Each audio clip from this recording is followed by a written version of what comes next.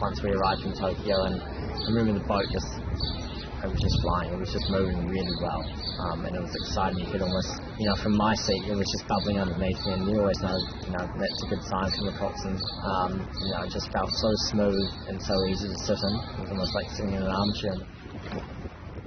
It all started back at school, being a pretty small little guy, was playing cricket and wasn't that good at it, so decided to get pulled in by Tony O'Connor and some of my mates, so they got me down to Kerr's Reach, put me in a boat, and from that day onwards I never really stopped coxswain. From day one I just loved sitting in the boat, and I think naturally picked it up quite easily.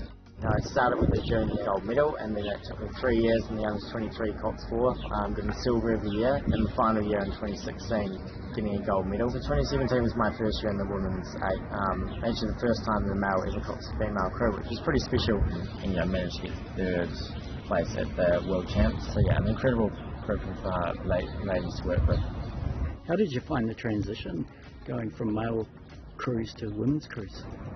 Honestly, when I first got in, I loved it. It was like coxswain's coxswain, the same kind of fundamentals. In 2018, we came back to New Zealand after spending some time in Europe, and then flew back over to Bulgaria for the World Champs.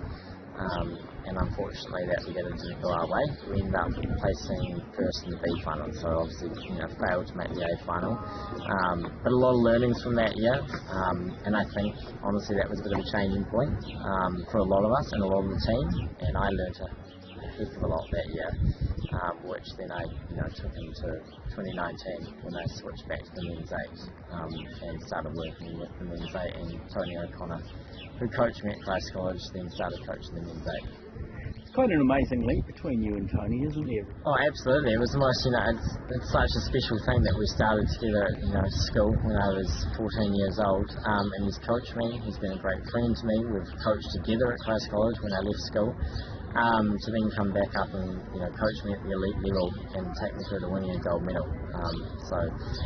Tony's been a massive part of my career. He's had a huge impact on myself and everyone in the rowing community. So he's a bit of a legend to me, really. What's the best thing about his coaching style? I think just Tony, he doesn't coach textbook.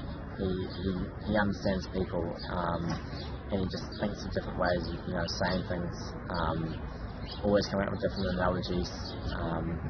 He understands each athlete and really gets the best out of us, and that really shone, in 2020 and 2021 when the Olympics were cancelled. There was a lot of stress and obviously a lot of uncertainty, but Tony just managed to keep everyone calm, kept us focused. The way I remember it at Tokyo was we were just in our own boat the whole time. We'd gone through so much, and I think going to qualification we actually practiced. It was like the perfect warm-up for the Olympics. It was one of the most high-pressure situations that I've definitely felt. If we hadn't qualified the boat at the qualification together, then we wouldn't have been going to the Olympics. So we put ourselves through that pressure, we performed under that pressure, and we booked our ticket to Tokyo.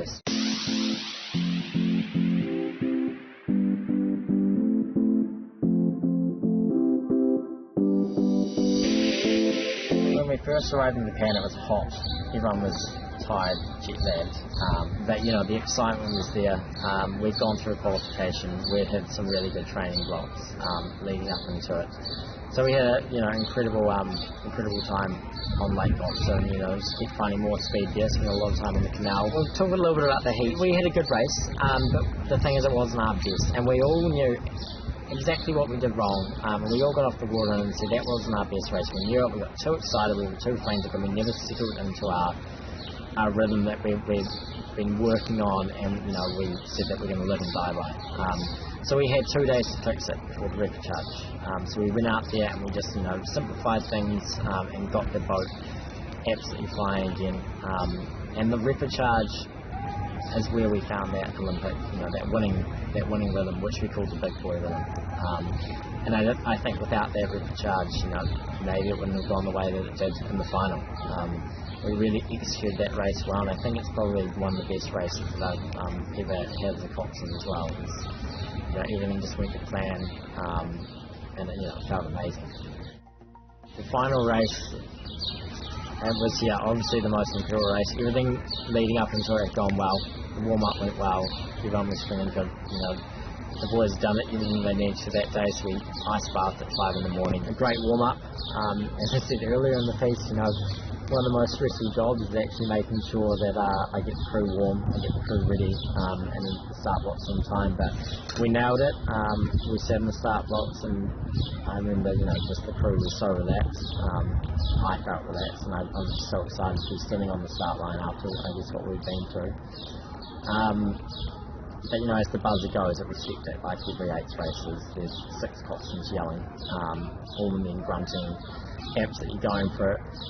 But we got out to a good start. Normally New Zealand has a bit of a slow start, and get left behind, but we managed to get out with the rest of the pack, and then we got onto our winning rhythm, which we found in the rest charge, and as soon as we hit that rate, we came down from a high rate, found our race rhythm, and once we hit that, the boat just started to fly, and that's I guess when we got on the wave, which is what we called it, where we just had so much time coming up the slide, and then once the blade was on the water, the boys were just absolutely putting their all in, and the boat was flying, and we started to move away from Germany and Great Britain, who are obviously some of our biggest competitors. Germany have been the world champions for the last few years.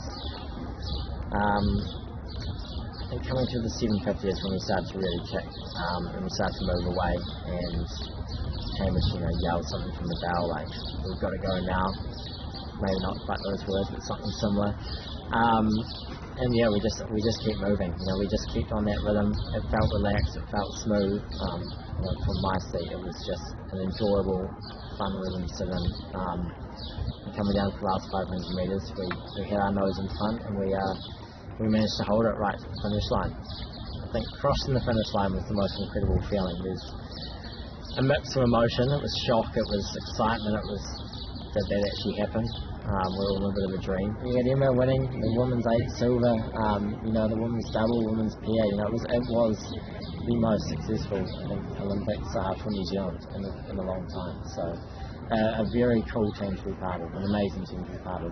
The culture and just the friends and all the support that we had in that team. It's been an incredible journey.